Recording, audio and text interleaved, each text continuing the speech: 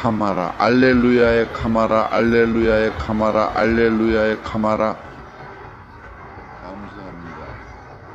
계속 이란에 대해 이야기하면 당신은 전복될 것입니다. 이것이 하메네이 최고 지도자가 트럼프 대통령에게 직접 한 위협이었습니다.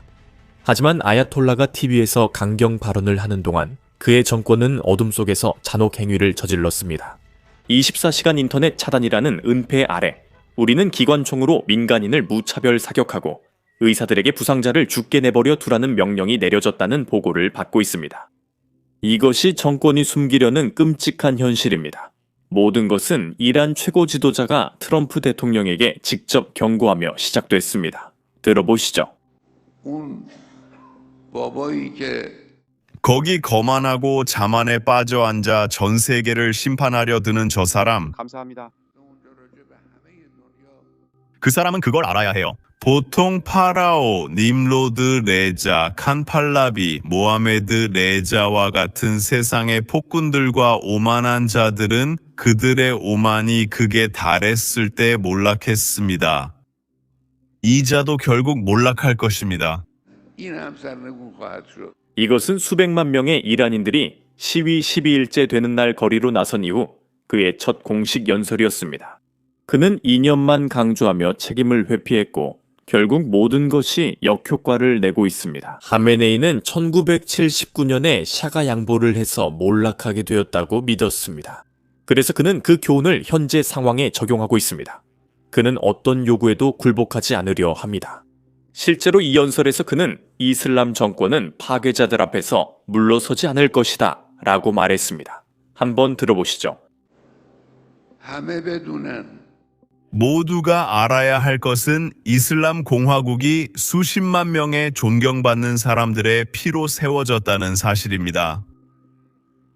파괴자들 앞에서 이슬람 공화국은 결코 물러서지 않을 것입니다. 이슬람 공화국은 권력을 포기하지 않을 것입니다. 지금 이 순간 이슬람 공화국은 이 영상들이 널리 퍼지길 바랍니다. 카메네이의 트위터 계정이 실제로 존재하며 그가 연설을 마치자마자 연설 내용을 바로 트윗하기 시작했습니다. 그리고 지금도 계속되고 있습니다. 하지만 여기서 위선적인 점은 이 일이 이란이 전국적으로 완전히 인터넷이 차단된 시기에 일어나고 있다는 겁니다. 이 일이 시작된 지 24시간이 넘었지만 여전히 계속되고 있습니다.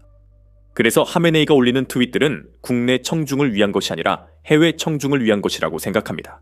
하지만 그럼에도 불구하고 이 인터넷 차단은 많은 문제를 일으키고 있습니다. 우선 우리는 일어나는 모든 소식을 다 접하지는 못하고 있지만 그래도 알고 있습니다. 어젯밤은 이슬람 공화국이 세워진 이후 가장 큰 시위 중 하나였습니다. 수백만 명의 이란인들이 거리로 나섰습니다. 그리고 안타깝게도 우리는 많은 세부 정보를 가지고 있지 않습니다. 우리가 가지고 있는 일부 정보는 시간을 끌고 있거나 해외에 있는 사람들과 연락할 수 있었던 사람들로부터 온 것입니다. 이 보고서들 중 하나는 이렇게 말합니다. 테헤란에서 목격자들과 병원 외과의사와의 대화를 바탕으로 어젯밤 테헤란, 카라지, 사리라에서 사망한 사람들의 수가 상당하다는 것을 확인할 수 있습니다. 그 외과의사는 내가 밤새 수술실에 있었다고 말하며 이를 확인해 주었습니다. 사망한 시위대의 수는 12일 전쟁 때보다 더 많다고 합니다. 여기서 말하는 12일 전쟁은 작년에 이란과 이스라엘 사이에 벌어진 전쟁을 의미합니다. 그리고 그가 말하는 숫자는 민간인 사망자 수입니다.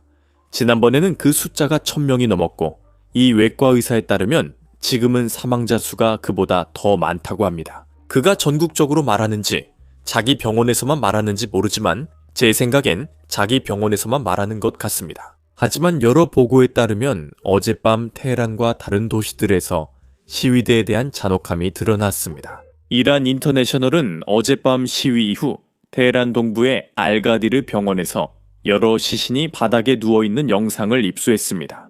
이뿐만 아니라 거리에서 시위대가 바닥에 쓰러져 있고 거리에 피가 흥건한 모습을 담은 여러 영상들도 나오고 있습니다. 이것은 분명히 어젯밤 인터넷이 차단된 상태에서 이란군이 발표했다는 것을 입증하고 있습니다. 이 영상에서는 유튜브에 공개할 수 있을지 모르지만 적어도 7구의 시신이 바닥에 누워있고 일부는 위독해 보입니다. 여러분도 아시다시피 이런 뉴스를 다루는 것은 심지어 흐림 처리를 하더라도 유튜브에서는 큰 위험이 따릅니다. 왜냐하면 유튜브는 시위를 좋아하지 않기 때문입니다. 그래서 여러분께서 아래 구독 버튼을 눌러 저희를 도와주신다면 정말 큰 힘이 될 것입니다. 이제 다시 본론으로 돌아가겠습니다. 목격자들의 다른 보고에 따르면 어젯밤 파르디스트시에서 도요타 차량에 장착된 중기관총으로 약 50명의 시위대가 학살당한 것으로 알려졌습니다. 다행히도 지금까지 저희가 확보한 정보에 따르면 이런 일이 거의 모든 도시에서 일어난 것은 아니지만 몇몇 도시에서는 이런 일이 실제로 발생했습니다. 현재 공개된 사진과 영상들은 정말 끔찍합니다. 그리고 여기서 많은 분들이 믿기 어려울 수도 있는 내용을 다루고자 합니다. 저는 그 정권이 하고 있는 일이 본질적으로 인도에 반하는 범죄라고 생각합니다. 보안군은 이제 의사들에게 연락해서 부상당한 시위자들을 치료하지 말라고 명령하고 있습니다. 그리고 이것은 매우 노골적인 협박이었습니다. 그들은 모든 의료진과 전문가들에게 경고했습니다. 만약 부상당한 시위자가 병원에 오면 의사들은 즉시 보안기관에 신고해야 한다고 했습니다. 이 정책의 목적은 기본적으로 시위와 관련된 부상에 대한 정보가 병원 밖으로 나가는 것을 막기 위한 것입니다. 그리고 이와 더불어 보안군이 2022년에 마사 아미니의 사망 이후 시위가 발생했을 때 시위자들을 도왔던 의사들을 특별히 표적으로 삼고 있는 것으로 보입니다. 정부가 자신을 신정국가라고 여기는 나라에서는 이런 일이 일어나지 않을 거라고 생각할 수 있지만 그건 잘못된 생각입니다. 그러나 정권에는 불행하게도 이런 조치가 효과가 없는 것 같습니다. 왜냐하면 아야톨라가 연설을 한 이후로 시위에 참여하는 사람이 줄어드는 것이 아니라 오히려 더 많아지고 있기 때문입니다. 이것이 바로 이란 당국자들이 이제 더 노골적이고 공개적으로 위협을 가하는 이유입니다. 이란 사법부 수장은 이란이 폭도들에게 어떤 관용도 베풀지 않을 것이라고 말했습니다. 실제로 이란 사법부가 체포된 모든 사람들에게 사실상 사형을 선고하고 있다는 보도도 있었습니다.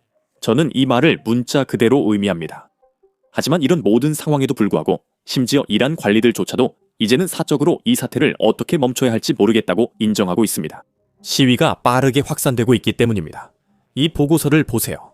많은 이란 관리들이 사적으로 전화와 문자 메시지를 주고받고 있습니다. 쏟아지는 시위를 어떻게 막아야 할지 난감해하면서 그 관리는 이슬람 혁명 수비대가 시위를 진압하기 위해 개입할 가능성이 높다고 덧붙였습니다. 이제 여기서 저는 어젯밤 도널드 트럼프 대통령이 한 말에 초점을 옮기고 싶습니다. 그리고 그는 미국이 무엇을 할 것인지에 대해 몇 가지 언급을 했습니다. 만약 이란이 지금 가고 있는 길을 계속한다면 수백 명 아니면 수천 명의 시위대가 희생될 가능성이 높습니다. 한번 들어보시죠. 여러분은 이란 전역에서 벌어지고 있는 시위를 지켜보고 계신가요? 네. 네, 아주 주의 깊게 지켜보고 있습니다. 그리고 아야톨라 알리 하메네이가 이제 러시아로 갈 플랜 B를 가지고 있다는 소식도 읽으셨나요? 그게 이란에 도움된다고 보십니까? 그 나라가 곧 무너진다고 보시나요? 글쎄요, 그런 일도 있겠죠. 그들이 과거에 사람들을 무차별적으로 총격한 적도 있으니까요. 그리고 갑자기 아무 무기도 없는 사람들이 거기 서 있게 되죠. 그러면 기관총으로 그들을 쏴버립니다. 아니면 그들을 잡아서 감옥에 데려가 교수형에 처하거나 죽이기도 하죠. 그래서 그들은 거칠게 나왔고 저는 만약 그들이 그렇게 하면 우리가 아주 강하게 대응할 거라고 말했습니다. 우리는 그를 강하게 칠 겁니다. 우리는 그렇게 할 준비가 되어 있습니다. 만약 그들이 그렇게 하면 우리는 그들을 강하게 칠 겁니다. 그리고 지금까지 일부는 있었지만 대부분은 그렇지 않았습니다. 몇몇 사람들은 사망했습니다. 군중이 너무 많아서 일부는 정말로 말 그대로 밟혀서 멈췄습니다. 정말 끔찍했습니다. 군중이 정말 엄청났습니다. 그 정권을 뒤집으려는 열정은 대단하지만 사망자도 발생했습니다. 하지만 대부분은 압사로 인한 사망입니다. 말 그대로 짓밟혀서 그렇습니다. 사람들이 한 방향으로 달려가고 있는 상황입니다. 앞으로 어떻게 될지 지켜봐야 할 것 같습니다. 저쪽에서 무슨 일이 일어날지 두고 봐야겠네요. 하지만 그들도 알고 있습니다. 스탬피드가 아마도 그들이 쓸 수 있는 가장 적절한 단어일 겁니다. 마치 군중이 몰려가는 상황이죠. 소떼가 몰려가는 걸 스탬피드라고 하죠. 지금은 사람들이 몰려가고 그 과정에서 많은 이들이 다치거나 잃고 있습니다. 정말 많은 사람들이 시위에 나서고 있습니다. 이런 광경은 아무도 본 적 없습니다. 저는 이란에 경고했습니다. 만약 그들이 그에게 총을 쏘면 이들은 무장하지 않은 채 나라를 사랑하며 변화를 원합니다. 그들의 나라를 보세요. 그들은 150년 전으로 돌아갔습니다. 하지만 저는 그들에게 이 사람들에게 잘못하면 우리가 강하게 공격할 거라고 말했습니다. 트럼프 대통령의 성명 이후 이란의 전 샤의 아들인 레자 팔라비도 대통령에게 공개적으로 요청을 했다고 그는 말했습니다. 인용하자면 이것은 즉각적인 관심과 지원, 행동을 요청하는 호소입니다. 어젯밤 수백만 이란인들이 거리에서 실탄에 맞서 싸웠습니다. 오늘날 그들은 총알과 통신 두절, 인터넷과 유선 전화와가 없는 상황에 직면해져 있습니다. 알리 카메네이는 국민의 손에 의해 자신의 범죄 정권이 끝날 것을 두려워하며 시위대를 지원하겠다는 당신의 강력한 약속에 힘입어 거리의 시민들에게 잔혹한 탄압을 위협하고 있습니다. 그리고 그는 통신 두절을 이용해 이 젊은 영웅들을 죽이려 합니다. 저는 국민들에게 자유를 위해 거리로 나와 싸우고 압도적인 숫자로 보안군을 제압하자고 호소했습니다. 어젯밤 그들은 바로 그렇게 했습니다. 당신이 이 정권에 가한 위협으로 정권의 깡패들이 물러났지만 시간이 없습니다. 1시간 후 국민들이 다시 거리로 나올 것이니 도와주십시오. 그가 뭘 요청하는지 잘 모르겠지만 파업과 시위를 요구하는 것 같습니다. 이란 문제는 트럼프 대통령뿐만 아니라 모두에게 매우 복잡한 결정입니다. 이스라엘도 지금 이란과 새 전쟁을 시작하는 건 큰 변수일 것입니다. 특히 6월에 있었던 12일간의 전쟁 동안이나 직후에는 시위가 없었습니다. 어떤 공격도 정권 결속력과 시위 지속성에 예측 불가한 영향을 줄 도박입니다. 도널드 트럼프는 제한적인 상징적 타격조차도 무언가를 했다고 포장할 수 있습니다. 더 큰 공격은 거의 확실하게 이란의 대규모 대응과 빠른 확전을 촉발할 것입니다. 전쟁 이후 특히 현 대통령에서 국가는 국민 통합이라는 내러티브를 활용하려고 했습니다. 12월 28일에 시위가 시작되었을 때 국가는 탄압과 함께 조절된 관용의 모습을 보이며 일부 시위가 허용되고 있다는 신호를 보냈습니다. 모든 곳에서 그런 접근이 적용된 건 아니었고 일남 등 주요 지역과 다른 곳에서는 탄압이 특히 가혹하고 치명적이었습니다. 하지만 최근 며칠 동안 다른 지역에서는 보안군이 시위대가 모일 때 종종 뒤로 물러서는 등 눈에 띄는 망설임이 있었습니다. 이것은 어젯밤에도 분명했고 많은 인파가 처음 거리로 나설 때도 마찬가지였습니다. 테헤란과 다른 지역에서도 그런 자제는 원칙적인 것이라기보다는 전술적인 것으로 보였고 더 광범위한 탄압의 대안이 아니라 그 전조로 보였습니다. 실제 청중은 이슬람 공화국 지지자나 강경 시위대가 아닌 이란 사회의 더 넓은 중간층이었습니다. 불만이 있지만 불안정함을 경계하는 중간층의 행동이 앞으로 상황을 좌우할 것입니다. 다시 말해 허용 가능한 시위와 폭력을 선별적으로 구분하고 전술적인 자제를 받아들임으로써 말입니다. 한동안 국가의 목표는 이란의 거대한 중간층의 시각을 형성하고 비판적인 대중이 형성되는 것을 막는 것이었습니다. 무엇보다 이런 외국 개입은 국민들이 국기를 중심으로 뭉치게 만듭니다. 지금 누가 개입하더라도 미국이나 이스라엘이든 실제로 일어날지는 확실치 않습니다. 하지만 그런 일이 일어날 수 있다는 점은 무시할 수 없습니다.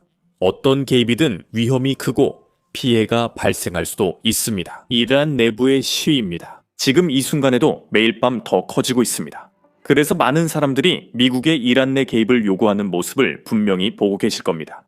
하지만 여러분이 생각하는 것만큼 쉬운 결정은 아닙니다. 하지만 우리는 이 혁명을 계속 지켜볼 것입니다. 구독 버튼을 눌러 업데이트를 받아보세요. 저는 샘이고 다음 영상에서 뵙겠습니다. 드론 공격 영상을 만들 때 문제 중 하나는 영상에 인간이나 러시아 군인이 다치지 않아도 있다는 점입니다. 유튜브는 보통 저희 영상을 수익 창출 제한하거나 제한을 겁니다. 실제로 지난주에만 유튜브에 따르면 저희 영상 4개가 수익 창출이 제한됐습니다. 드론 공격 장면이나 심지어 전선에서 촬영된 영상조차 광고주 친화적이지 않기 때문에 그래서 영상들이 제한을 받는 겁니다. 이것이 현대 전쟁의 현실이며 우크라이나인들이 살아남으려 싸우는 전쟁입니다. 그래서 저희는 이 모든 것을 다루는 것이 중요하다고 믿고 있고 그래서 저희만의 플랫폼인 베이식스 인사이더를 시작하게 된 겁니다. 저희가 처음부터 직접 만들었기 때문에 아무런 제한이 없습니다.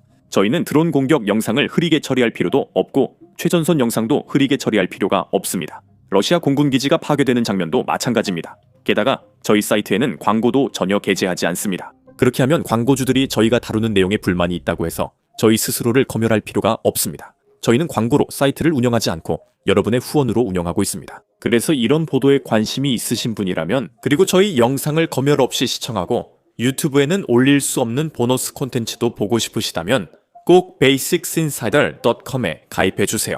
설명란에 링크를 클릭하시거나 화면에 보이는 QR코드를 스캔하셔도 됩니다. 가입하시면 저희가 이미 업로드한 모든 콘텐츠와 앞으로 업로드할 모든 영상을 시청하실 수 있습니다. 여러분의 가입이 채널과 취재에 큰 힘이 됩니다.